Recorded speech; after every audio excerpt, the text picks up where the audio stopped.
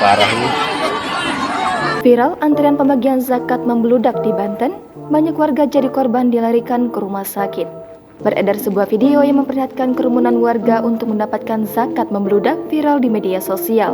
Video tersebut salah satunya diunggah oleh akun Instagram @Facebook_Banten. Pembagian zakat di Desa Serdang, Kecamatan Keramat Watu pada Rabu 19 April sekitar pukul 10.00 waktu Indonesia Barat ricuh. Beberapa warga dibawa ke rumah sakit di Serdang untuk mendapatkan perawatan.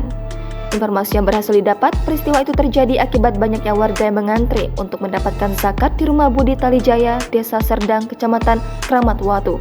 Ratusan warga dari wilayah Kecamatan Keramat Watu dan Kota Cilegon datang ke lokasi tersebut. Berdasarkan deskripsi unggahan, sempat terjadi insiden dorong-dorongan antrian yang mengakibatkan sejumlah warga terjatuh. Banyaknya warga yang datang ke lokasi ditambah cuaca cukup terik membuat beberapa warga harus dibawa ke puskesmas terdekat untuk mendapatkan perawatan karena pingsan dan jatuh akibat berdesakan. Kejadian tersebut kemudian dibubarkan oleh aparat kepolisian agar tidak berjatuhan korban jiwa.